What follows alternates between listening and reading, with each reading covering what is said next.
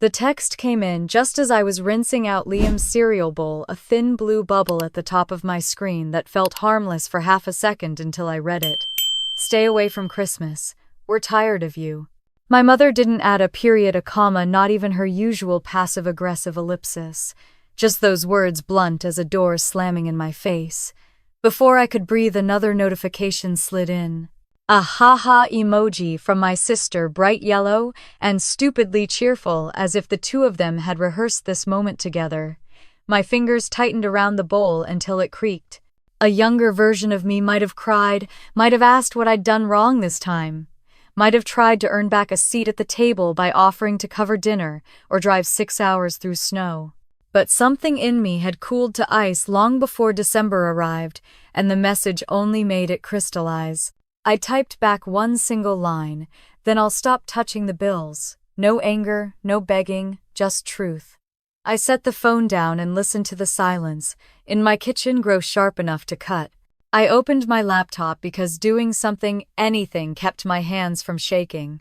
The list of autopays appeared like a confession on the screen. Internet for my mother's house, electric, water, Sienna's car insurance, Ray's truck registration, Paula's medical copays, streaming services, they all used under my name.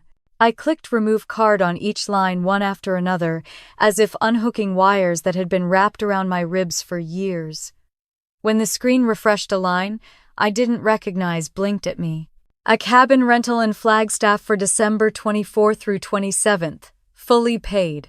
My name, my card, my family. And not a single invitation sent to me. I sat back, letting that land, letting the truth settle its weight in my chest. For years I'd told myself the giving made me part of them, that paying their bills was a way to stay connected, especially after the divorce, when the loneliness crept in through every window. But staring at the receipt for a Christmas trip they never planned to include me in, I realized it had never been connection. It was dependency dressed up as tradition. Behind me, Liam thumped down the stairs and disappeared into the living room, his laughter drifting up like the sound of a life I was trying to build from scratch. He never asked why we didn't spend more holidays with my mother. He only knew the look I wore after every visit, the tired smile, the headache, the whispered maybe next year. Now I wondered if I'd been lying to both of us. The group chat was still buzzing the way it always did, memes, blurry photos of casseroles, a TikTok of someone dancing in an oversized Santa sweater. Not a single mention of my message. Not a question about whether I was okay. My sister sent another video of a glittery eyeshadow look she claimed she'd invented. Ray added a sticker of a penguin laughing. I stared at the screen, realizing with a jolt that they genuinely thought I was bluffing. So I wrote one more message: autopays are removed. Update your own cards. Then I turned the phone face down and let the quiet stretch out. For a moment, I let myself drift back, just long enough to remember the childhood I'd spent trying to be the easy one. The helper. The responsible daughter. I remembered picking up extra shifts at 17 to pay for Sienna's dance costumes because Mom said she deserved the chance to shine. I remembered the time Ray bragged at a barbecue that he covered all the household bills while the July electric bill sat paid in full inside my purse. I remembered telling my mother once timidly that I felt taken for granted, only for her to sigh and say, "Stop being dramatic, Evelyn. Families help each other." Except in our family, help meant I bled and they feasted. A notification buzzed, flipping the phone on its own with the force of vibration. Someone had tagged me in the extended family chat, the one with cousins, aunts, and the Arizona side we rarely saw. I opened it expecting holiday photos. Instead, the message read, "Sienna's new car is gorgeous. Ray did good this year." Under it, a screenshot of my sister's Instagram story, her posing beside the Subaru Outback I had bought for her 3 months earlier. The caption read, "Dad surprised me. I'm the luckiest girl." I felt my pulse in my teeth. Without thinking, I scrolled through my camera roll photos I'd taken the day I picked up the car, the odometer, the clean interior, the signed title. I dropped all 3 into the family group chat with no explanation. A silence deeper than any I'd heard from them followed, the kind that hummed with shifting ground. Someone finally typed, Evelyn, is this real? Another wait. You bought the car. And then my mother stopped stirring things up. This is unnecessary. Unnecessary. The word hit harder than the initial text telling me to stay away from Christmas, because unnecessary was the story of my life in that family. My effort unnecessary, my feelings unnecessary, my place at the table unnecessary, unless they needed something. I opened my notes app, scrolling to the document I kept for moments when I feared I was imagining things. Ledger. Last 14 months. I had written it to remind myself I wasn't losing my mind. I copied the biggest transactions: car insurance, medical copays, vet bills, utilities, grocery runs, and pasted them into the chat. Another silence. But this one felt different, guilt-shaped, heavy. Then a cousin I barely spoke to messaged privately. We always wondered why things didn't add up. I'm sorry we didn't ask sooner. I didn't answer. I couldn't. Something inside me was shifting, plates moving beneath the surface. Mom called. I let it ring. She called again. I pressed decline. I didn't have the energy to hear her talk about reputation, about family pride, about how I always take things too personally. I walked to the window instead. Snowflakes drifted sideways under the street lamp, soft and slow, like the sky itself was exhaling. When the silence settled, it felt different than any silence that had ever come from them. This one belonged to me. I stood there for a long time, feeling the house breathe around me, steady, warm mine. For the first time in years, I wasn't afraid of what they would say next. I wasn't afraid of disappointing anyone. The bowl in the sink, the steam from my mug, Liam humming upstairs, all of it felt like anchors to a life that was finally quietly becoming my own. I picked up my phone one last time, checked that every autopay had truly been removed, and closed the laptop. Behind me, the heater kicked on a soft rumble that sounded strangely like relief. They thought I wouldn't go through with it. They thought I'd come running back the moment they snapped their fingers. They thought I needed them. But as the snow settled and the house grew warmer, I realized the truth I'd been avoiding for years. They weren't tired of me. They were tired of losing access to me, and that was the first sign that I was finally free. 3 months before the text that cracked something open inside me, I had stood in a chilly driveway beside a silver-blue Subaru Outback, breathing in the scent of clean upholstery and new beginnings. I'd bought it for Sienna because she'd said she couldn't keep living like this, because the bus was too slow, because Ray didn't believe in helping lazy kids, because Mom said I was the only one who understood responsibility.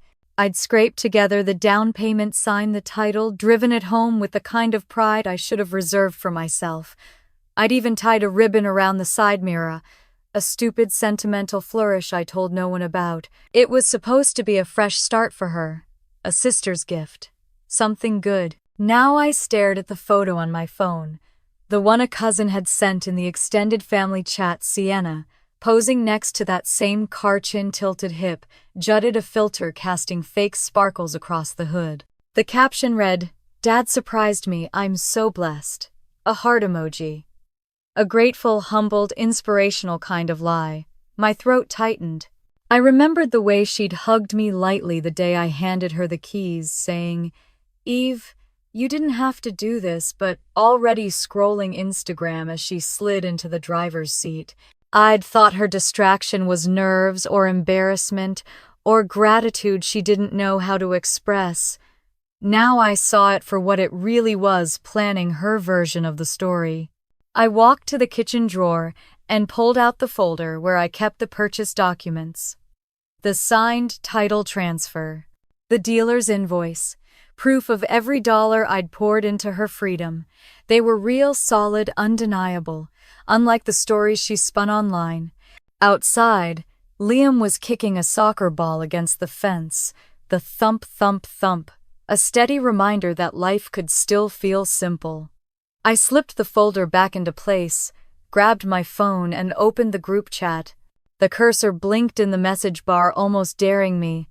Before I typed anything, another memory surfaced, a softer one. I had bought Mom a cashmere scarf for Christmas. Dark charcoal with a subtle woven pattern. I'd picked it out in October, ordered it early, tucked it into my closet with the receipt hidden under the tissue paper. I'd imagined her opening it slowly, her hands smoothing the fabric, the rare moment where she might say, "You didn't have to, Ev." But thank you. I had chased those words for years, but now, after Stay Away from Christmas, the scarf looked like a monument to something extinct. Love that only flowed one direction. The group chat pinged. Another cousin posted a photo of her toddler in Christmas pajamas. Sienna replied with 3 heart emojis. Not a word to me, not a question, nothing. I dropped 3 photos into the chat, the Subaru's 3/4 angle shot, the odometer, and the signed title with my name on it. No caption, no explanation. Silence hit like cold water. Aunt May typed first. Evelyn, "Is this real, Uncle Joe? You bought her a car, Tanya?" "I thought Ray paid for that," he bragged at the reunion. Mom finally entered the conversation. "Enough. This isn't necessary." My fingers hovered over the keys. I felt the familiar pull, the instinct to back down before the conflict grew too loud, to shrink myself for their comfort. But something steadier held me upright. I typed, "It was me." Ray chimed in. "We never asked you to do that." I wanted to laugh. He used that tone, often stern, dismissive, the voice of a man who wanted credit without responsibility. Another message flashed in the extended family chat. This time a screenshot Tanya must have pulled from Instagram before Sienna deleted it. She wrote beneath the image, "Look." She said this was from her dad. My stomach twisted. I could almost feel the exact moment the truth started burning through the lies they'd woven. I opened the private message from Tanya. "Why would she say that? And why didn't you tell us you paid for everything?" "Because if I didn't help, no one would." Because I'd been trained to anticipate their needs before they even said them. Because the only way I ever felt close to them was by paying for the privilege. I didn't think it mattered. I typed, then deleted it. The truth was, it had always mattered, I just wasn't allowed to say so. Mom messaged again, this time privately. "Stop posting things publicly. You're making us look bad." That was it. That was the heart of it. Not the car, not the bills, not the Christmas cabin they'd booked with my money. Reputation, image, the story they told others. The truth wasn't the problem. I was. I opened the Notes app where I kept my sanity list, a ledger of the past 14 months of expenses I'd paid. I'd started tracking it because some part of me once doubted my own memory. I copied the biggest items: utilities, medical copays, the emergency vet bill for their dog groceries, Ray's truck repairs, and pasted them into the group chat. Another silence, this one heavier. Then a cousin I barely spoke to messaged privately. "We always sensed something was off. I'm sorry we didn't say anything sooner." The apology soothed nothing and everything at once. My phone buzzed violently, a call from Mom. Then from Sienna. Then from Ray. I pressed decline each time. A new message arrived, this one, from a relative in Arizona. "Your mom told us you refused to help last summer with the house repairs, but your receipts say otherwise." I swallowed. 100 tiny lies embedded in decades of family traditions suddenly exposed to daylight. Outside, the sky darkened, clouds pulling tight like a storm front gathering strength. Liam pushed the soccer ball into the house and asked if we could make grilled cheese for dinner. I told him yes, grateful for something normal. But before I put the phone down, one last message popped up in the group chat. Sienna had changed the group name from Family Group to Holiday Plans, as if erasing me from the title erased me from the story. She posted a photo of the cabin they'd rented, the cabin I'd unknowingly paid for. Ray wrote underneath, "Gonna be a great Christmas." I stared at the screen, the casual cruelty of it. Then I closed the phone and set it face down, letting the room settle. The Subaru was gone. The scarf would go soon, too. The bills were no longer my burden. The stories they told were crumbling. And for the first time, instead of fear or sadness, I felt a faint, clean line of resolve forming through the center of my chest, clear, sharp, and solid. This wasn't just distance. This was the beginning of freedom. The house was quiet in that strange way. December mornings sometimes are too still, too expectant, like the world was holding its breath. I sat at the kitchen table with my laptop open to the document I'd avoided for weeks. Ledger. Last 14 months. The title alone made my chest tighten. It wasn't a journal or a rant or anything emotional. It was numbers, dates, charges. A cold, hard history of everything I'd paid while my family laughed, posed, bragged, and forgot I existed unless they needed something. Scrolling through it felt like flipping the pages of a book I never agreed to write. Sienna's car insurance $206 a month.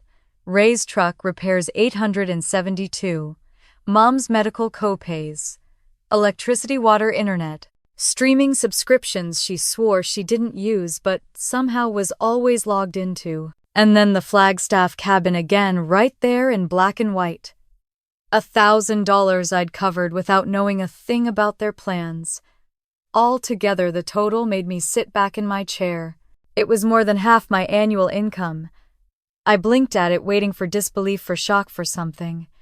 But all I felt was a quiet, steady clarity. Feelings were debatable, facts were not. Before I could second-guess myself, I started copying the list into the extended family.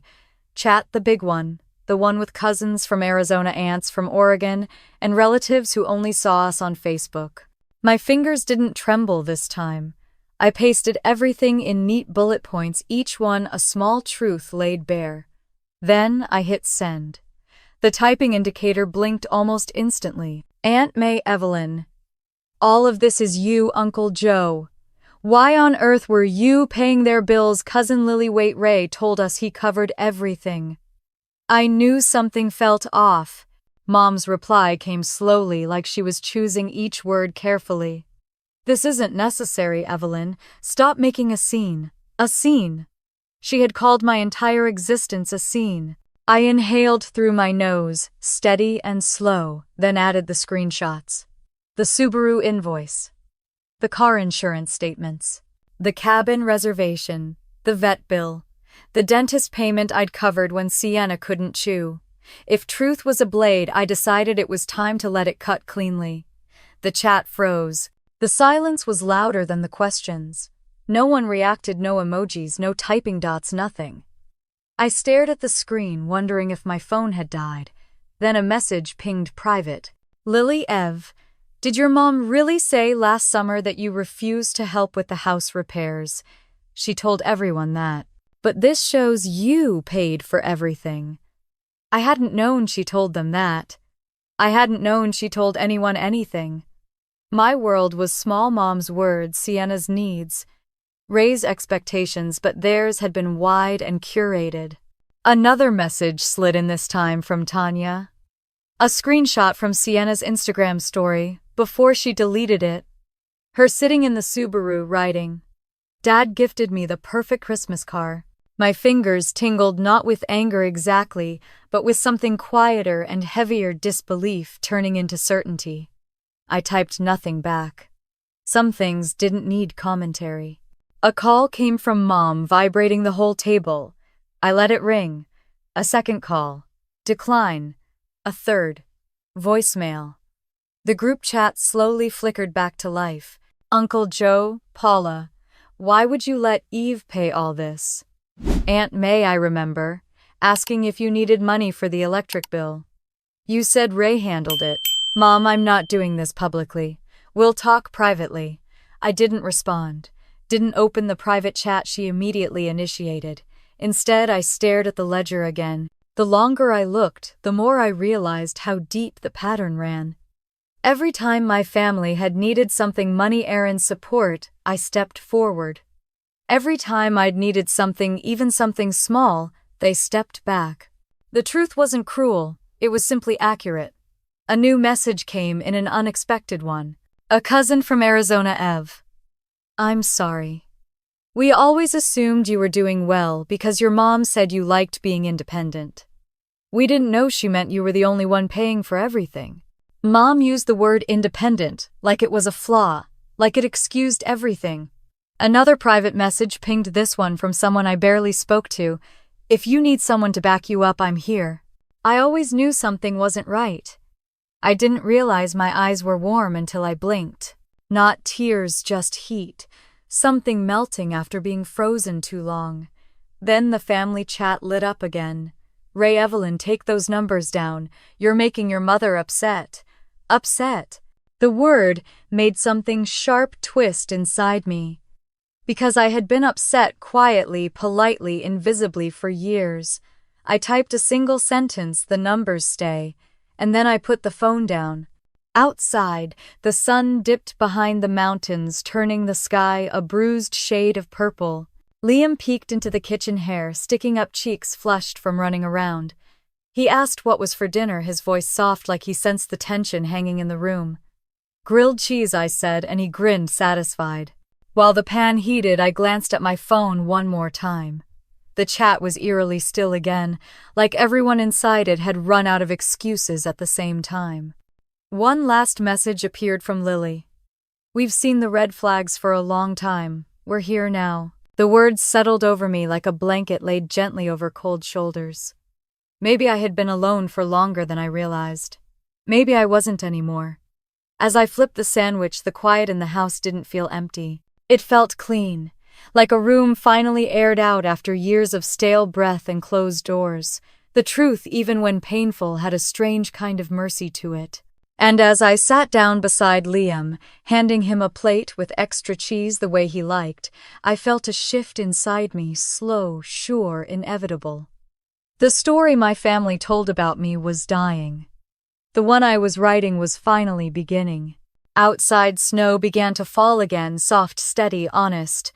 Aunt Nora's text came just after sunrise when the house was washed in pale winter light, and I was sitting at the table pretending my coffee tasted like anything other than exhaustion. We've known something was wrong for years, she wrote. We just didn't know how much they put on you. The words made my breath hitch, not because they surprised me, but because they finally confirmed something I'd been afraid to say out loud. Someone else had seen it. Someone else had been paying attention. A second text followed almost immediately. I'm on your side. Whatever they say today, don't let them pull you back in. I stared at the screen while the house hummed faintly around me, the fridge, clicking the heater, switching on the quiet noises of a home settling into winter. It felt like the world outside my walls was beginning to tilt, as if the truth had nudged everything off its usual axis. More messages came in through the extended family chat this time, from a cousin I hadn't spoken to in months. I remember your mom saying you overreacted when she asked you to cover the property tax last year. But didn't she message you at midnight, begging for help? I'm sorry we ignored it. The way she phrased it, ignored it, settled heavily on the back of my tongue. Then came a memory I hadn't revisited in years, a Thanksgiving when I was 21. Mom had a migraine, she said, and couldn't handle the bill at the grocery store. I'd covered it, hopeful she'd notice how much I was trying. Later that night, she told the table, we managed everything ourselves. Our girls don't need to worry. I remembered the quiet sting behind my eyes, the way Ray had clapped my shoulder and said, not everything has to be about you, Ev. It was surreal watching the family history I'd carried alone unravel publicly. My phone buzzed again. Mom, I'm so sorry. I froze, staring at the message.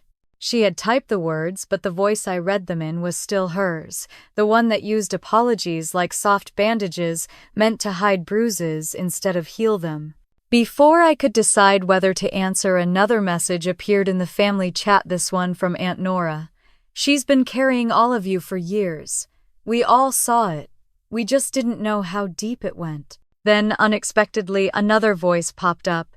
Cousin Leah, your mom, always acted like Sienna deserved more. She used to say you were the strong one, so you didn't need attention. That never sat right with me. Strong. As if strength excused being cut open for everyone else. A memory flashed me at 16, sitting in the bleachers while Mom brushed Sienna's hair and told her she was gifted, brilliant, born special. I had been runner-up in a statewide writing competition that year. When I showed Mom the certificate, she'd smiled politely and said, That's nice, Ev.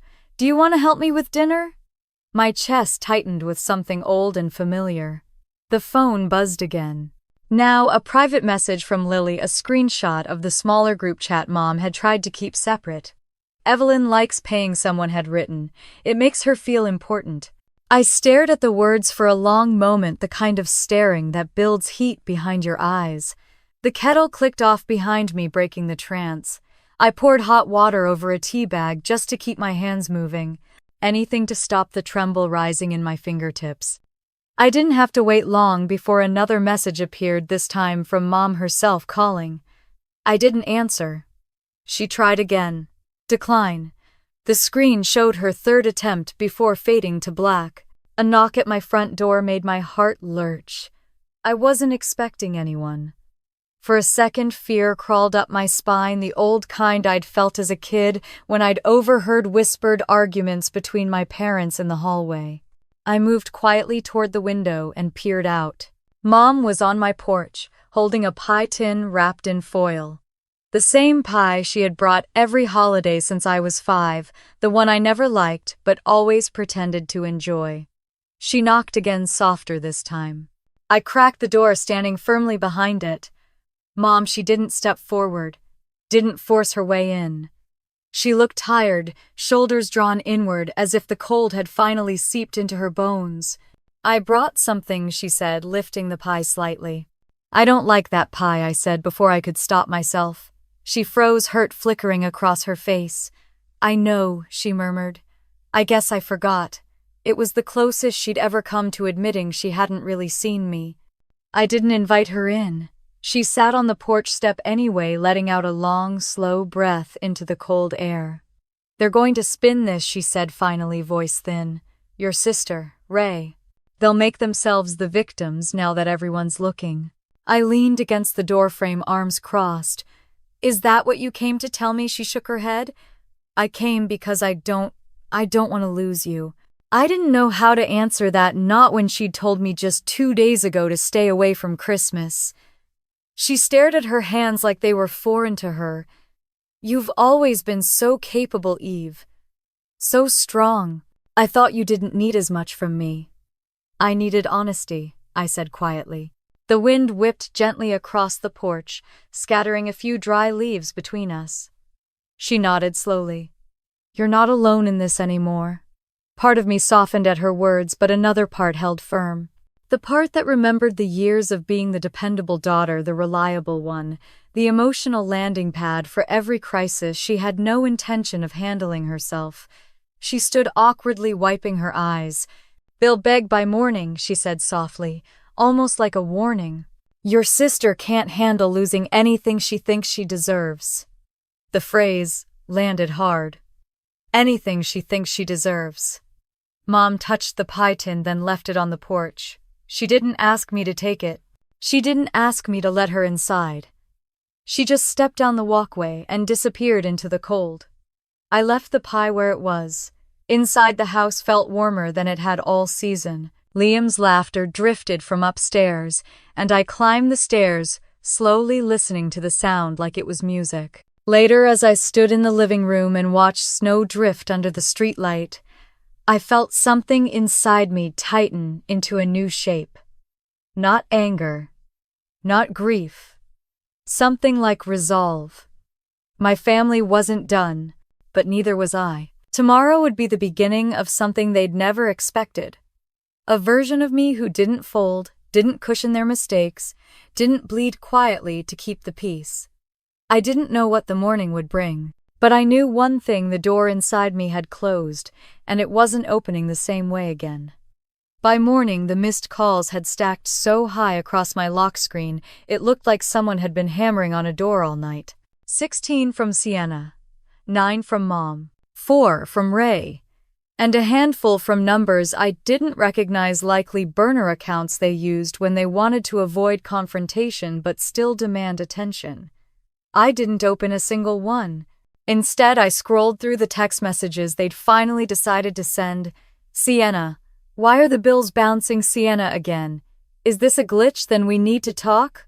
Don't do this. And finally, a longer one. clearly written in the car in panic, maybe in tears. The emoji had nothing to do with you. Mom's text looked harsher than she meant. We're all just stressed. You're blowing this out of proportion. We could fix this if you'd stop making it public. Not one sentence said I'm sorry. Not one said you were right. Not one admitted the truth. They'd gotten comfortable treating me like the family wallet. I set the phone down long enough to breathe. Long enough to hear Liam padding down the stairs, yawning. He grabbed cereal, oblivious to the chaos unfolding 3 feet from him. I envied that. I envied the simplicity of being 13 and believing the world could be repaired with pancakes and video games. The group chat reactivated at 8:02 a.m. Mom, this is between us. You didn't need to involve the entire family. Ray, we never asked you to pay those things. I responded with a screenshot of his text from 6 months ago. Ev, can you help with the property tax just this once? We're short, and another truck repairs came out of nowhere. Can you float this until next week? Next week had never come. Then Mom tried a new script, the softer one that used to work on me when I was younger. You're taking things too personally. We can all sit down and talk like adults. I didn't respond. The silence from my end seemed to crack something open because suddenly the extended family jumped back into the chat.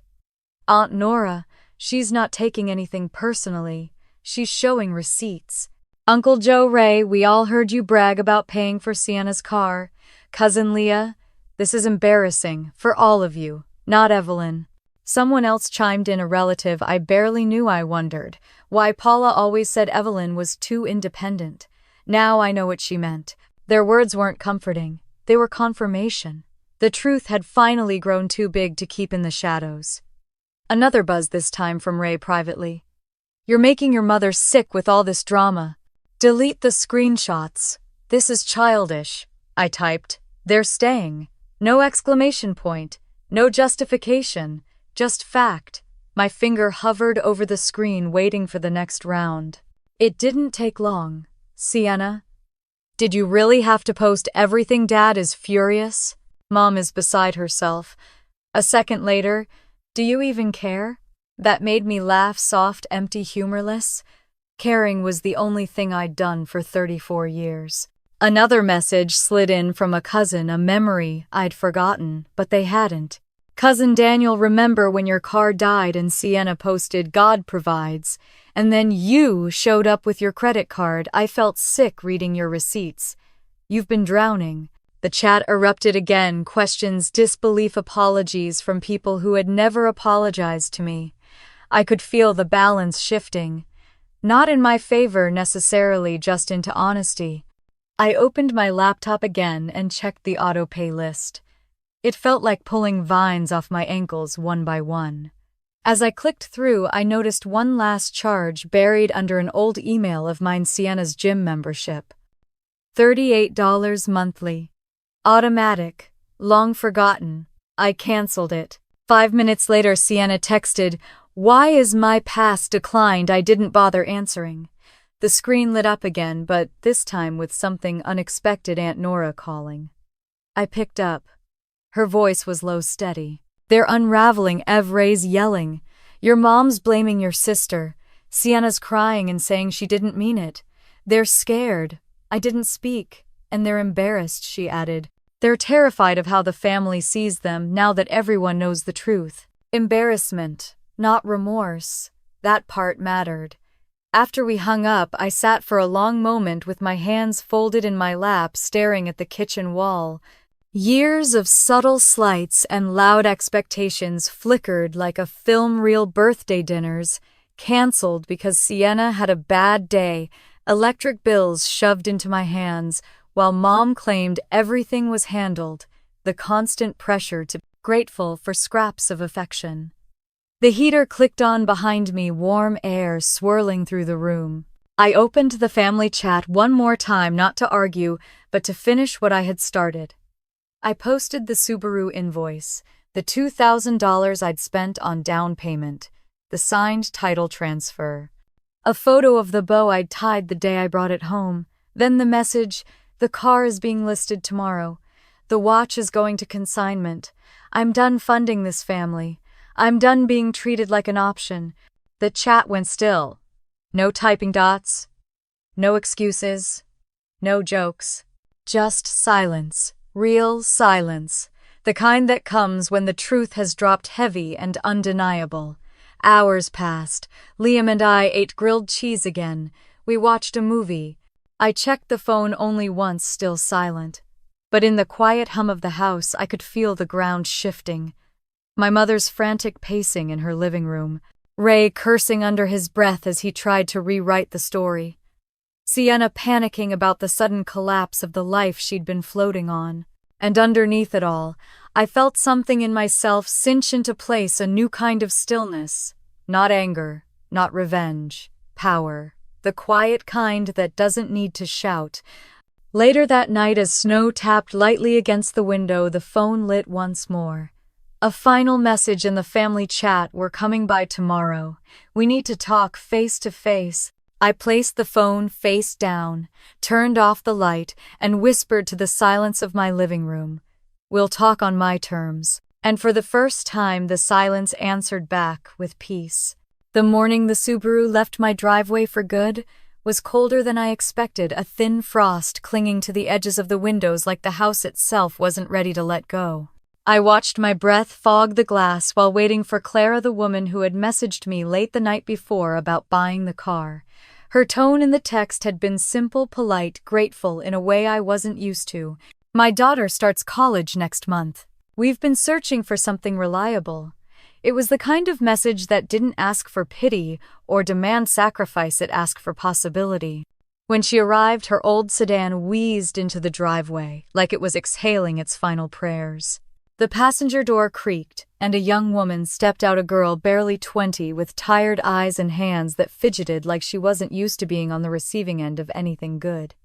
"Hi," Clara said, pulling her coat tighter. "Is this it?" Her voice held warmth without expectation. I nodded, stepping aside so she could see the Subaru, fully the clean interior, the newly polished hood, the tiny flecks of ice still melting on the windshield. "Oh," her daughter breathed. "It's beautiful." Her voice cracked on the last word, and I felt something in my chest loosen. Clara walked around the car, slowly inspecting each detail with a reverence I hadn't expected.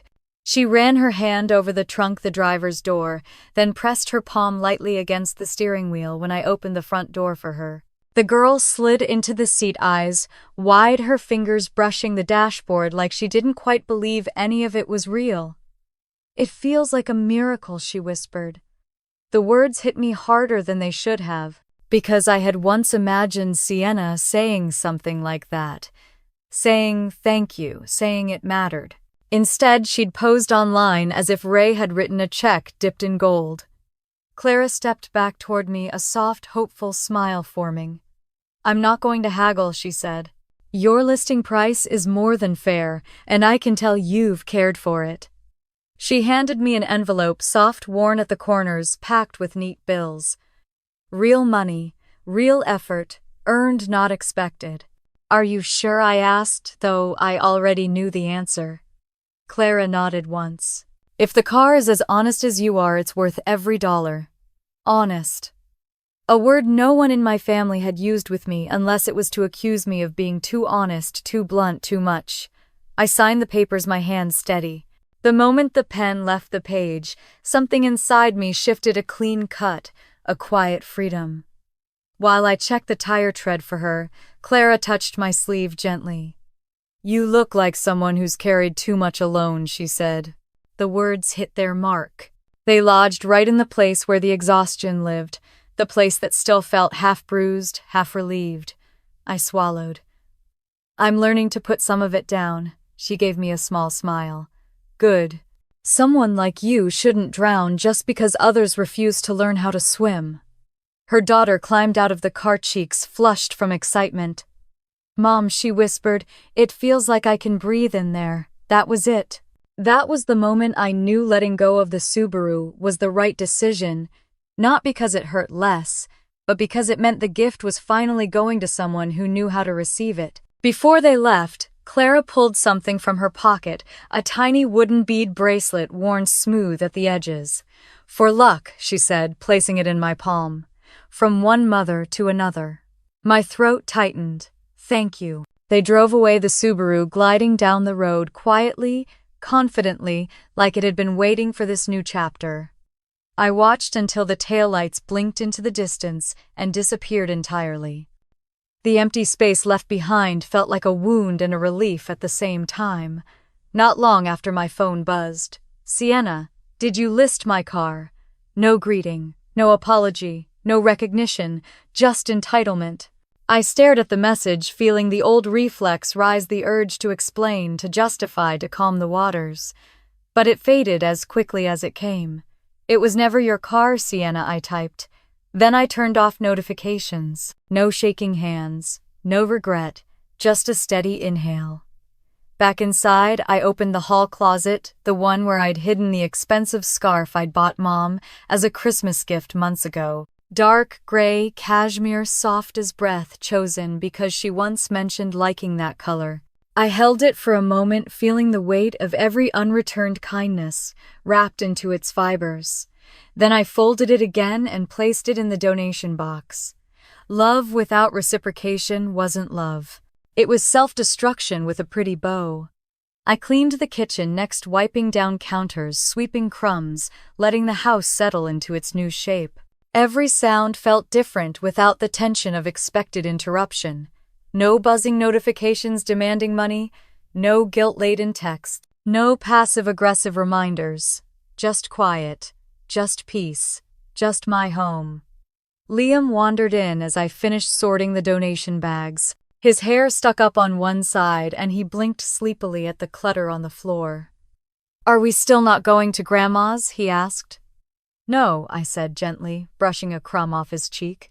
"We're staying home." "Home should feel good," he nodded, like that made perfect sense. "Good.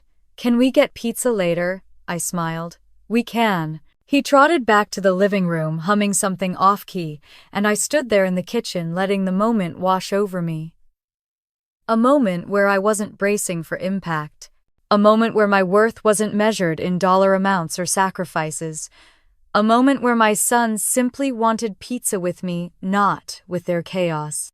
I looked out the front window again at the empty driveway where the Subaru had sat. It should have looked bare. It should have felt like loss. Instead, it looked like possibility.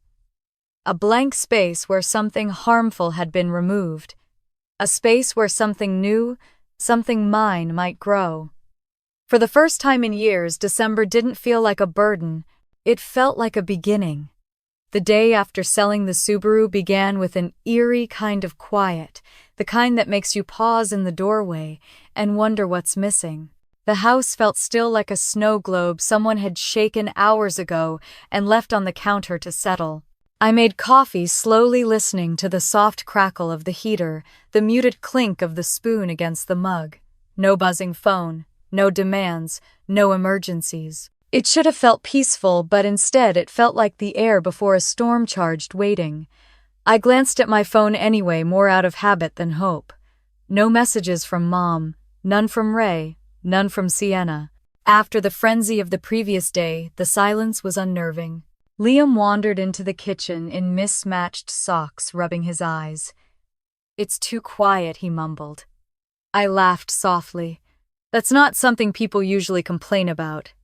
He shrugged and reached for cereal. "It's weird. Like, quiet, quiet." He wasn't wrong. After breakfast, I opened my laptop to double-check the autopays, needing the reassurance. The list was clean now. No utilities to Mom's house, no car insurance to Ray's truck, no medical co-pays tied to my card, no monthly gym charge under Sienna's name. Every tether I had been pretending not to feel was finally severed. Just as I was about to close the browser, a stray entry caught my eye, an old subscription linked to an even older email of mine. Sienna's gym membership, $38, automatic, forgotten. I canceled it without hesitation. 5 minutes later, my phone lit up. "Sienna, why is my pass?" Declined. I locked the screen and placed the phone face down on the table. Outside, the mail truck rumbled down the street. I slipped into my boots and stepped onto the porch, the cold air biting through the seams of my coat. The mailbox was stuffed with the usual clutter: flyers, bills, a holiday catalog, but wedged between them was something I didn't expect. A cream-colored envelope, my name written in looping handwriting. My stomach twisted. It was Sienna's handwriting. She'd always dotted her I's with a tiny upward flick, like her pen was trying to escape the page. I didn't open it right away. Not out of fear exactly, more like bracing for impact. I carried it inside and set it on the kitchen table, where it seemed to pulse with its own kind of quiet. The phone buzzed again. "Aunt Nora, your mom is unraveling. She's been calling everyone since sunrise." Before I could respond, a second message came. "Lily Ray is furious. Sienna's been crying.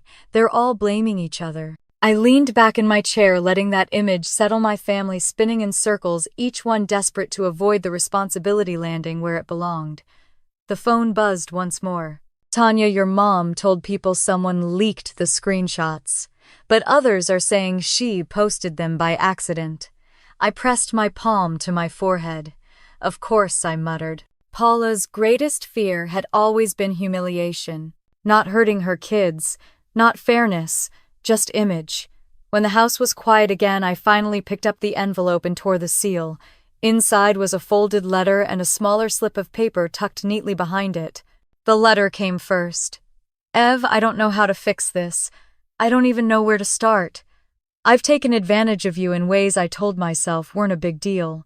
I've been jealous of you for being strong, and I leaned on that strength until it broke. I don't want to be this person anymore. I don't know how to be better, but I want to try. Please don't leave me behind. Love, Sienna." The words blurred slightly, not from tears but from something heavier. Recognition. Grief. Maybe the faintest hint of forgiveness trying to form. The smaller paper slipped out onto the table, a medical document. My breath caught when I realized what it was. An ultrasound appointment. A tiny black and white image. Barely formed, barely a whisper of a life. I closed my eyes, letting my hand fall over my mouth. It explained the panic, the desperation, the sudden shift in tone. But it didn't excuse it. It didn't erase the years. It didn't rewrite what she'd done.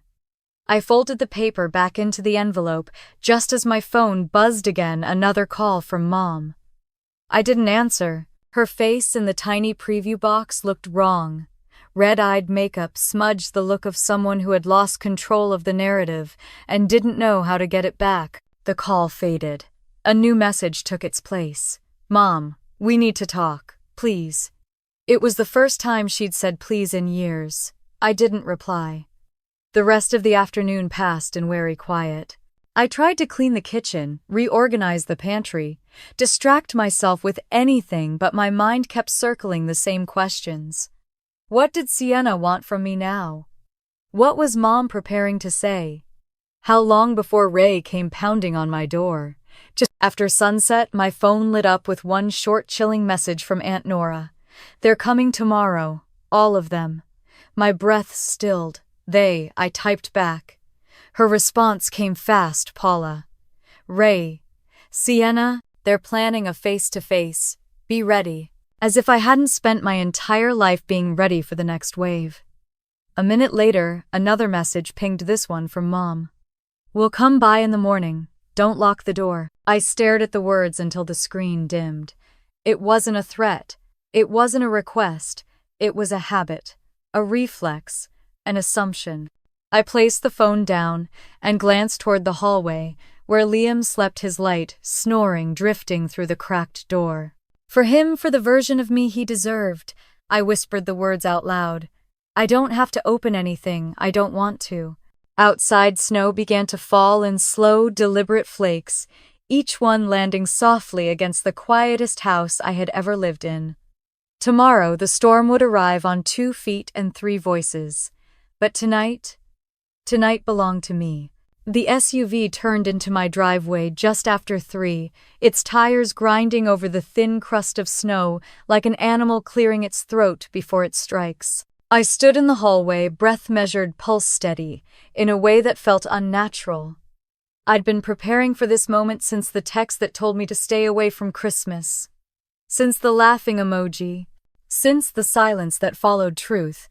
I walked to the door and slid the chain lock into place, not to barricade myself but to give myself room. A second later, a sharp knock rattled the wood. Evelyn, Mom called, her voice tight. "Open up." I cracked the door 3 inches, just enough to see all 3 of them standing shoulder to shoulder like a jury. Mom in her heavy coat, Ray, stiff and irritated, Sienna, pale with swollen eyes and a hand pressed low against her stomach as if she didn't quite realize she was doing it. "We need to talk," Ray said, as if the driveway were a boardroom and I was an employee he needed to correct. "Then talk," I replied. "From there." Ray's jaw flexed. "Don't be ridiculous." I kept my hand on the chain. My house. My terms. Before anyone else could try to push past me, a second car pulled up behind them. Aunt Nora and Lily stepped out, both of them in bright coats, refusing to blend into the somber lineup. They didn't approach the porch. They didn't need to. Their presence alone shifted the air. Mom stiffened.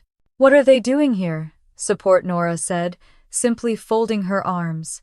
"Someone should make sure this stays honest." Mom's face flushed with something between offense and fear. "Fine," she said, though, her voice cracked on the word. She cleared her throat, smoothing her coat, as if that alone could reset the hierarchy she'd always depended on. "We didn't mean what we said in the text," she began. Things were taken out of context. I didn't blink. Which part? The "stay away from Christmas," or the "we're tired of you"? Mom flinched but recovered quickly. "You're misunderstanding." "No," I said, voice level. "I finally understand exactly." Ray let out a bitter laugh. "You're blowing everything out of proportion. Families fight. Families don't expect one person to bankroll everything and then lock them out of holidays." Nora snapped from the walkway. Ray shot her a glare, but she didn't budge. Sienna stepped forward, then trembling mascara smudged her chin, quivering like she was holding her face together with sheer will. "I didn't mean the emoji," she whispered. "I wasn't laughing at you. I was scrolling. I didn't." I held up a hand. "Stop. You don't owe me an explanation for an emoji. You owe me honesty for everything else." Her eyes filled. I know, Ev. I messed up." Mom jumped in before I could respond. "She's been under a lot of stress. She didn't think that's the problem I cut in. She's never had to." The porch fell silent except for the sound of wind scraping along the railing. Sienna's hand drifted again to her stomach, fingers curling protectively. I watched the movement, a soft, involuntary gesture, and something in my chest tightened, but not in the way it used to, not with obligation or guilt. Nora saw it too. Her gaze sharpened. "Sienna," she said quietly. "Are you pregnant?" Sienna froze. Mom went pale. Ray's head snapped toward her. What? Sienna's mouth trembled. She didn't answer. She didn't have to. The truth rippled through the cold air with a force that made everyone sway. Mom pressed a hand to her forehead. "You said you weren't seeing anyone. I didn't think it was the right time," Sienna whispered. "I didn't know how to tell you, any of you." Ray cursed under his breath, pacing a tight line in the snow. Nora looked up at me, her brows softening. "And now we understand the panic." I swallowed. "It doesn't change what she did." "No," Sienna said quickly, voice trembling. "I know it doesn't. I know I've acted like the world owed me, like you owed me. And I'm so sorry, Ev. I'm trying. I'm just scared." Her voice cracked on the last word. I didn't move closer. I didn't open the door wider. I stood exactly where I needed to stand. Mom clasped her hands tightly. "Evelyn, listen, your sister is going through something. We all are. Maybe we said the wrong thing, but this public display you created, I couldn't help it." I laughed. A short, sharp sound. "Public," I repeated. "I posted in our family chat. You lied publicly. For years."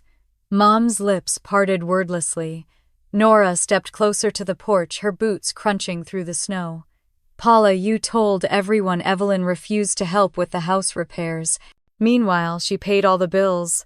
Mom didn't deny it. Her jaw trembled. Ray tried again, more desperate this time. Can we just start over? We came here to apologize.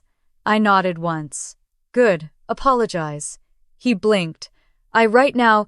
Yes, I said. Right now, without excuses. Ray shifted shoulders, tightening. Look, maybe we took advantage. Maybe we let you do too much. But you never said no. I wasn't allowed to say no. Sienna let out a tiny sob. I kept going. You all liked the version of me who stayed quiet, who paid, who never asked for anything back. And the second I stopped, just stopped, you treated me like I was disposable. Mom's face broke, then something in her finally cracking open. I was wrong, she whispered. I raised you thinking you were the strong one, the independent one. I thought you didn't need as much. I needed honesty, I said softly. Sienna stepped closer, her fingers digging into the fabric of her sweater. I'm scared, Ev. I never thought about money because I knew you'd fix things. I didn't mean to hurt you. I don't know how to be anything else. Her voice was so small, it nearly vanished in the wind. For a moment, no one spoke. The cold air drifted between us like a pause long overdue. Then Ray did something I never expected. He lowered himself onto one knee, not with theatrics, not with a dramatic sigh, just quietly. Like a man finally stripped of every excuse he'd ever worn. Sienna followed, tears streaking down her face. Then shakily, Mom knelt too, her breath fogging in front of her. 3 people on their knees in the snow, not begging but surrendering. I unhooked the chain but did not open the door wider. I stepped out just enough to let my voice reach them clearly. I forgive you, I said. Mom looked up, eyes wet. But nothing goes back to the way it was, I continued. Forgiveness isn't a reset button. I'm not your wallet. I'm not your emotional sponge. I'm not coming running every time you fall. They nodded slowly, carefully, as if afraid to break the fragile truth hanging between us. Sienna whispered through a trembling breath, I don't want my baby to grow up like we did. Something in me softened, not toward them, but toward myself, toward the girl I used to be, toward the woman finally stepping out of the wreckage. They rose slowly, brushing snow from their knees, eyes lowered. We'll give you space, Mom said quietly, as much as you need. I stepped back into my doorway. As they reached the SUV, Sienna turned once more, her hand resting on her stomach. Ev, please don't tell anyone yet. Not about the baby. I nodded once. Not a promise to protect her, not a promise to carry her. Just acknowledgement. When they drove away, the snow fell in soft, unsteady flakes, dissolving against the warm breath of the house behind me. That house, quiet, steady mine, felt different when I stepped back inside. Like a door had finally opened in the right direction. The morning after they knelt in the snow felt unreal, like waking up in a house whose walls had shifted overnight. I opened my eyes, expecting the tightness in my chest, the familiar dread that came after any confrontation with my family. But it wasn't there. Instead, there was a strange stillness, a quiet that felt earned instead of forced.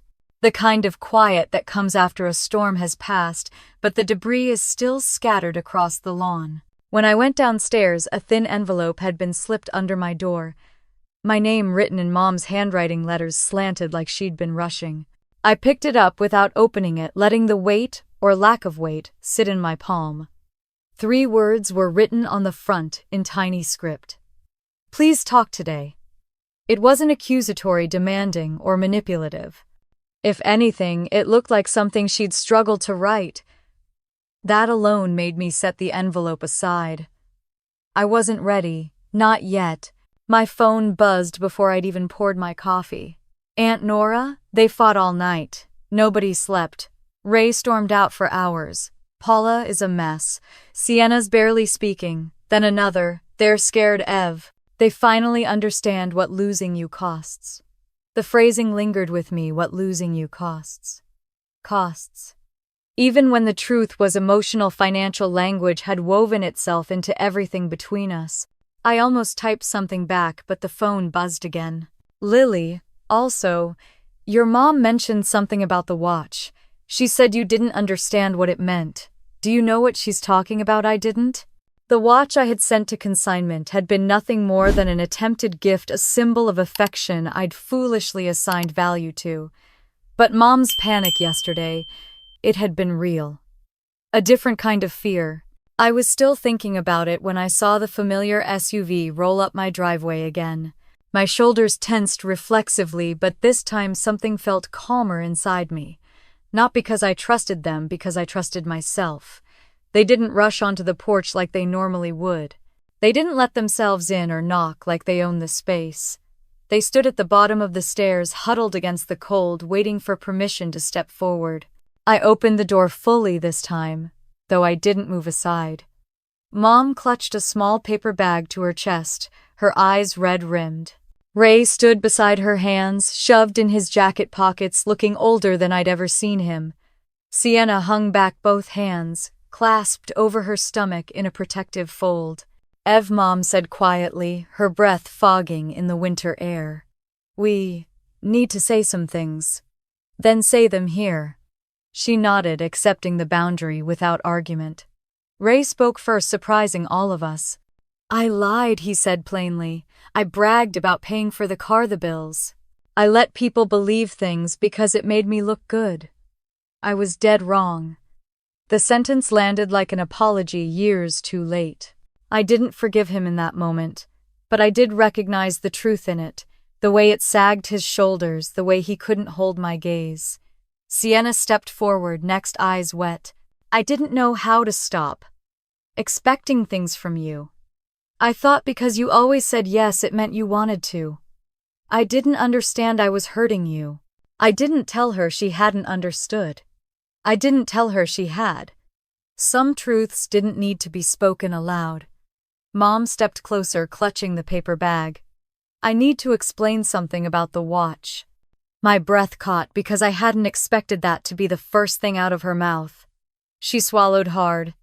It wasn't just a gift you bought for me. The design looked familiar because your father gave me one almost identical when I was pregnant with you. The world stilled. Not dramatically, quietly, like a bird landing on snow. My father, I asked, though I already knew she didn't mean Ray. Mom nodded. Your real father. Before Ray. He kept a small box at the bank. After he passed, I couldn't bring myself to open it. Not for years. But the watch, your watch, looked like his. It scared me. She pulled something from the paper bag, a folded slip of paper with a key taped to it. This opens the box he left behind, she whispered. He wanted you to have whatever was inside, but I didn't know how to tell you without telling you everything else. I was ashamed. It didn't absolve her. It didn't fix the years. But it cracked something open inside me, another truth I hadn't known I needed. Ray stepped forward again, his voice low. We don't expect you to come back. Not to holidays. Not to bills. We don't want to lose you for good. Sienna swallowed a sob. And I don't want my baby raised in the same lies I grew up in. Her hands tightened around her stomach. Her eyes flicked up to mine, pleading but not demanding. For the first time I saw her, not as the girl who had been handed everything, but as someone terrified of repeating every mistake she'd been taught. Mom's voice cracked. Please, Ev, we're not asking you for anything. Not money. Not help. Just hear us. The cold air stung my cheeks as I stepped fully onto the porch. I forgive you, I said. Mom gasped softly. Ray dropped his gaze. Sienna cried again quietly. But forgiveness, I continued, doesn't mean going back. It doesn't erase what happened. It doesn't make me your fixer again. I'm choosing peace, and that means distance. They nodded, even Ray, because this time they understood the difference between forgiveness and access. Sienna approached, slowly holding out a small envelope. I want you to have this. It's the ultrasound photo. You don't have to be involved. I just wanted you to be the first to see it. Her hand trembled. She wasn't manipulating. She wasn't performing. She was offering something fragile. I took the envelope, not for her, for myself, for the woman I was becoming. Mom pressed the tiny safe deposit key into my palm. "He loved you," she whispered, "even if he never got to meet you." For a moment, nobody moved. Then Ray exhaled shakily and said, "We'll give you space now." They turned back toward the SUV, walking carefully, slowly, like people who finally understood the weight of their own actions. When they reached the car, Sienna turned one last time. "Ev," she whispered, voice cracked and small, "thank you for not slamming the door." I watched them drive away until their car disappeared around the bend. Then I closed the door behind me, not harshly, not softly, just firmly. And in the silence that followed, I realized something simple, something powerful. This time, the silence belonged entirely to me. The morning after everything cracked open began with a light that felt too gentle for December. A pale silver wash drifted through the kitchen window, making the steam from my mug look softer, warmer, almost unreal. I stood there for a long moment, listening to the hum of a house that finally felt like mine. No buzzing demands, no guilt-laced messages, no emergencies disguised as family. When I picked up my phone, there were still no missed calls, no long paragraphs from Mom, no frantic typing dots from Sienna, no terse demands from Ray, just silence. For a moment, I let myself breathe into it. Liam padded into the kitchen, hair flattened on one side, socks mismatched. "Can we have waffles today?" he asked. "We can do waffles," I said, ruffling his hair. "It's a waffle kind of day." His grin told me that was the right answer. He didn't notice the absence of chaos, but I did. The weight that had been pressing me down for years was suddenly, miraculously gone. After breakfast, I sat down at my laptop to check my accounts again. I watched the numbers, the clean balance, the shrinking list of obligations. Everything that used to drain me without permission was gone: utilities, insurance subscriptions, medical bills, car payments that weren't even mine. The freedom was intoxicating. A notification popped up. "Your consignment sale is complete. The watch." I clicked the email. Sold. A small sting, but also relief. Martin, the appraiser, had left a short note. The buyer said the engraving held a lot of emotion. Items with history often find the right hands. History, emotion. He had no idea. I closed the laptop and took a deep breath. Letting go was supposed to hurt. But this felt like air filling parts of my lungs that hadn't worked in years. Around noon, a knock sounded at the door. Not frantic, not insistent, just a single tap. I hesitated before opening it. No one stood outside, just a small brown paper bag sitting neatly on the step. I brought it inside and closed the door. Inside the bag was a simple watch, cheap-plated metal, the kind sold in discount stores. It looked almost like a parody of the one I'd bought Mom. There was also a folded note at the bottom. "I'm sorry. I can't undo everything, but I'm trying. Sienna." No signatures, but I knew the handwriting as well as my own. I sat with the note pressed between my fingers, unsure if I wanted to cry or laugh. It wasn't enough, not even close, but it wasn't nothing either. And for the first time, I didn't feel swallowed by her apology. I put the watch aside. Liam appeared in the doorway, holding a book. "Mom, are we happier now?" The question pierced me, simple and quiet. "Yes," I said honestly. "We are." He nodded thoughtfully, as if he needed that confirmation to steady himself. "Good. I like it better when it's just us." I reached out and squeezed his hand. "Me too." He stayed by my side for a moment longer, leaning his head against my arm before drifting back to his room. The afternoon passed in soft motions: laundry, sweeping, reheating leftover pasta. Normal things, peaceful things. Things I hadn't felt allowed to enjoy when every hour of my day existed on someone else's timeline. But peace never lasted long in my family. At 2:30, my phone buzzed. "Aunt Nora, your mom is still crying. Ray left for a while. Sienna says she wants to break the cycle but doesn't know how." Another message followed. "They're blaming each other. It's messy." I leaned back against the counter. the edges of the kitchen tile cool and grounding. My family had always been united in one thing benefiting from me. They'd never been united in accountability. Until now.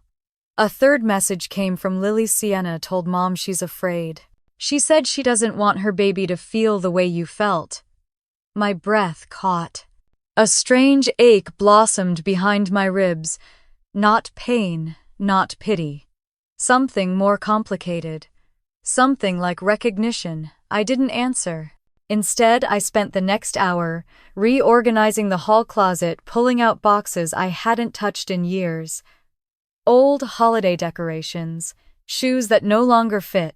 Buried beneath everything was the charcoal scarf I'd bought Mom, the one I'd once thought would repair something between us. I folded it, gently smoothing the fabric with my hand, then placed it into a donation bag. It wasn't a punishment, it was release. By late afternoon, snow drifted past the windows in soft, slow flakes. Liam joined me on the couch, curling up beside me with his head on my shoulder. "Are we watching the Christmas movie tonight?" he asked. "Yes," I said. "We're watching it every year from now on." He smiled, small and sweet. As the sky darkened, the last of the day's messages came. "Mom, I'm sorry for everything. There's more you need to know.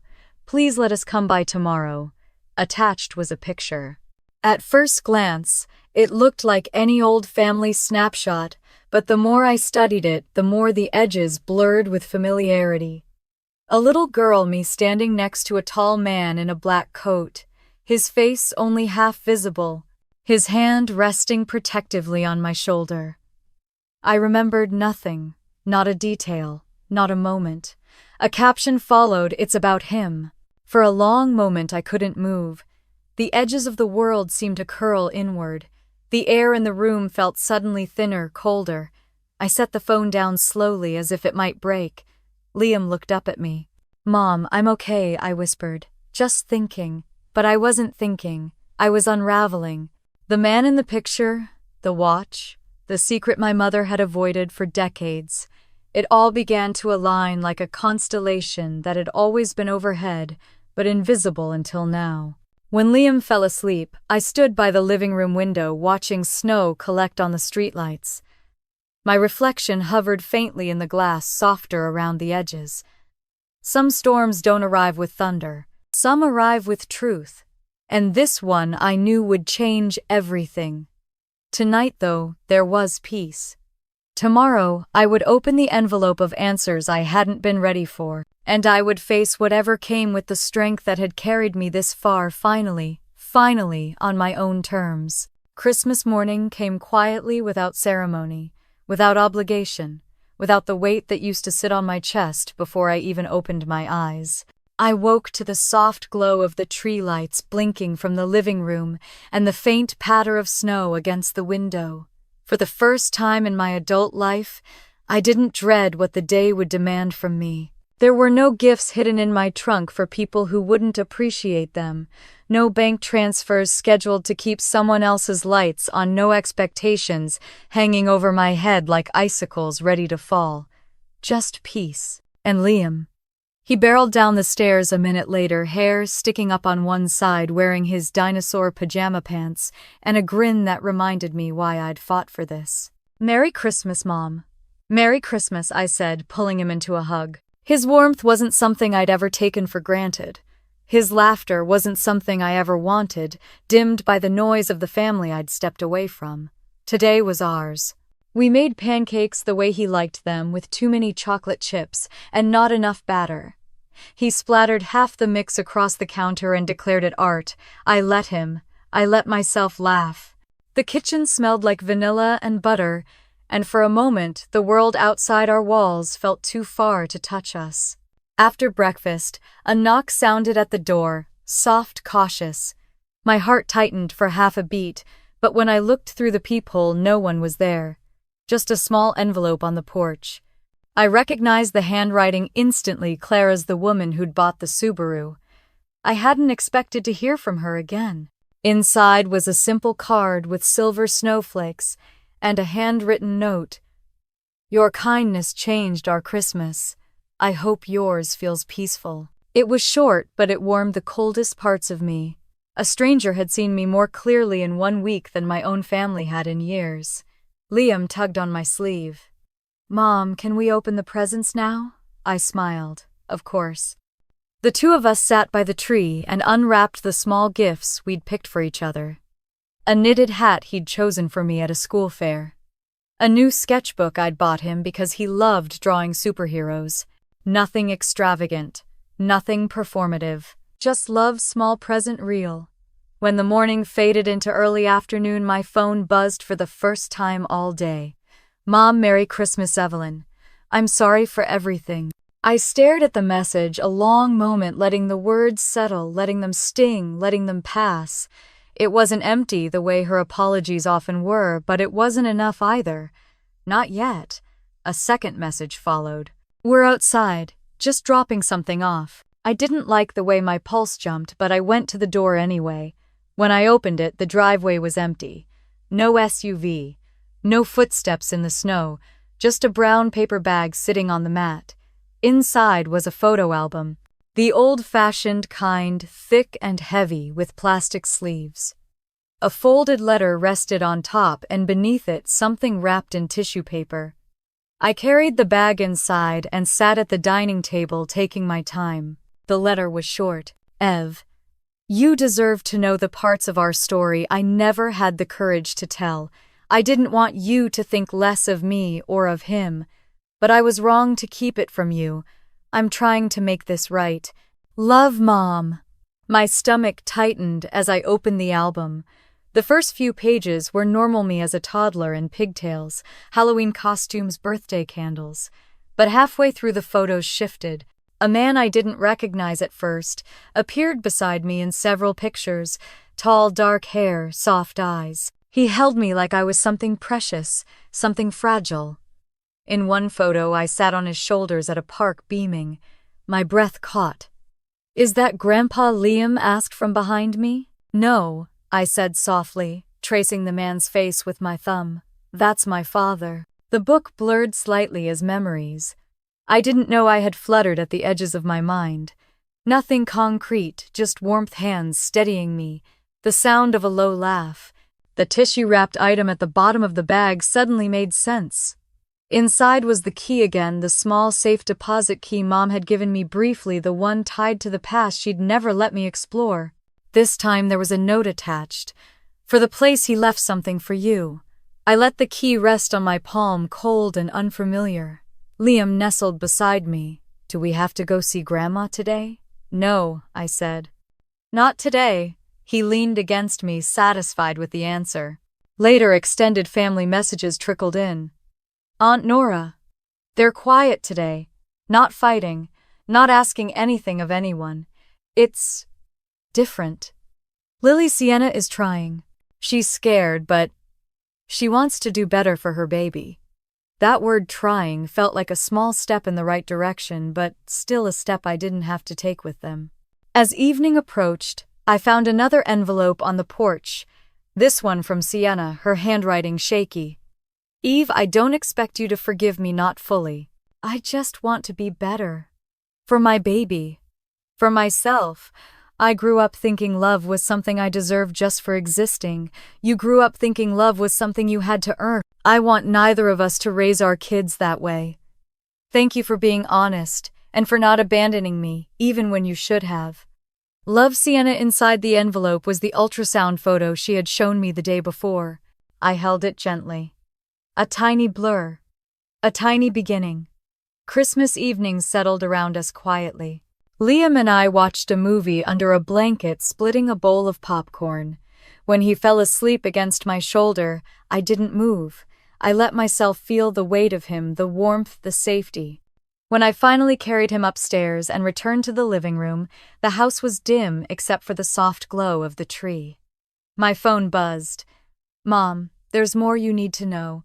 Please meet us tomorrow." Attached was a picture, one I hadn't seen before. Me as a baby asleep on the chest of the man in the black coat, his hand resting on my back, his eyes closed. A tenderness in the photo Mom had never shown me in real life. "It's about him," she wrote. I stared at the message until the screen dimmed. My father, my real father, had been erased from my life so thoroughly that I had forgotten the shape of his face. Now a picture threatened to redraw everything I thought I knew. I placed the phone down, letting my fingers rest against the couch cushion, grounding myself. Tomorrow would bring questions, the kind my mother had avoided for 30 years. But tonight was the first Christmas that belonged entirely to me and my son. No guilt, no roles, no debt, no ache. Just peace blooming in all the places I once thought were beyond saving. Mom stood outside the cafe. Before I even stepped out of my car, the winter wind tugging at her coat, as if trying to peel her open. She wasn't wearing makeup, unusual for her, and there were tight lines around her mouth that hadn't been there a week ago. When she saw me, she lifted a trembling hand in a half wave. Not demanding, not entitled, just uncertain. Inside the cafe was warm and smelled like cinnamon and roasted espresso. She chose a booth in the back, out of sight from the windows. A small gesture that for her meant she didn't want to put on a performance. That alone softened something in me. She didn't speak at first, just wrapped her fingers around her mug and stared at the steam like she needed to collect every thought she'd avoided for 30 years. "I should have told you the truth a long time ago," she finally whispered. "You deserved that." The room seemed to narrow around us. "About him," I said quietly. She nodded. "About your father." I had always pictured the story. One way my mom met my biological father, things didn't work out, she moved on. Ray came later, bringing his own brand of control and favoritism. But hearing her say the words out loud made something in my chest twist, the kind of twist that comes when a truth is too heavy to lift on your own. "He loved you," she said, voice cracking. "He loved you from the moment he knew you existed." "Then why didn't he stay?" Mom looked down at her hands. "Because I pushed him away." The words hit like an unexpected gust of cold air. "You," I repeated. She swallowed, eyes shiny. "I was afraid. Afraid I wasn't enough for him. Afraid he'd leave eventually. Afraid he'd see who I really was. He wanted a family. A real one. He wanted to be present, involved, stable. I didn't know how to handle that kind of devotion." "So, you pushed him out of my life," I said slowly. She nodded once, small and ashamed. "I told him I didn't need help, that I could handle everything alone. I told him I'd rather do it myself than owe him anything." The irony stung. She hated depending on him, yet spent years depending on me. "And the safe deposit box?" I asked. Mom reached into her purse and pulled out another letter, yellowed slightly at the edges. "He wrote this before he died," she said, sliding it across the table. "It was supposed to be yours when you turned 18. But I didn't want to open that door. Because opening it meant admitting how wrong I'd been." My fingers trembled as I unfolded the letter. The handwriting was neat, deliberate. "Evelyn, if you are reading this, then your mother has done the bravest thing she could do. She has allowed you to know the truth. I loved you before you were born. I loved you even from a distance. I left what I could for you, not money, but memories. Pieces of who I was, so you might know where you come from, and so you never doubt your worth." I closed the letter before the rest could blur. Mom's voice broke. "You were never supposed to grow up feeling small. That was my failure, not his." I stared at her, years of hurt and confusion circling like cold wind around a doorframe. "I can't give you back what I took," she whispered, "but I can stop taking. I can step back. I can respect your boundaries. And I can finally tell you the truth." "Why now?" I asked, not unkindly. She breathed out slowly, like the truth itself weighed her down.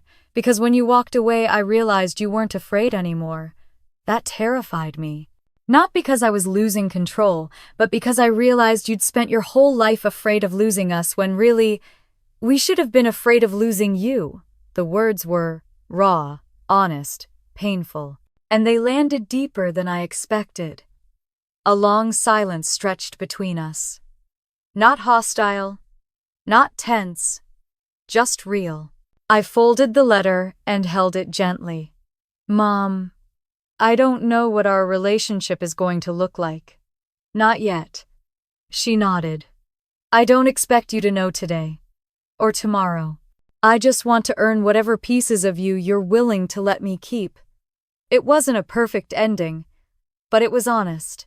And honesty was something I hadn't had from her since childhood. We talked for nearly an hour about the safe deposit box, about my father's quiet kindness, about the mistakes she'd made, and the ones she was finally willing to own. When we stood to leave, she hesitated before touching my arm like she was asking permission with her eyes. I nodded, and her hand rested lightly against me. Brief, gentle nothing, like the old grip of expectation. The sky outside had brightened the snow sparkling like powdered glass. She gave a small wave before walking toward her car, her steps careful, her shoulders lower than I'd ever seen them. When I drove home, Liam was waiting at the door, face bright. Did it go okay? It did, I said truthfully. It wasn't easy, but it was honest. He hugged me tightly and I let myself sink into it. His arms around me felt like the safest place I'd ever known. That evening, as the sun dipped behind the Rockies, I went to my bedroom, opened a drawer, and took out the tiny safe deposit key. It felt cold against my palm, but not frightening, just unfinished. A whole other chapter waited behind that key. But for the first time, I didn't feel afraid of the unknown. I felt ready for it. Later that night, I stood at the living room window watching snow drift across the yard, soft and slow, like a gentle reminder. My reflection looked back at me, not the version of myself my family had shaped, but the woman I'd chosen to become. Not the provider, not the fixer, not the background character in someone else's life. Just me. Whole. Steady. Enough. I turned off the tree lights, exhaled into the quiet, and whispered a truth that settled warm in my chest. This house is mine. This life is mine.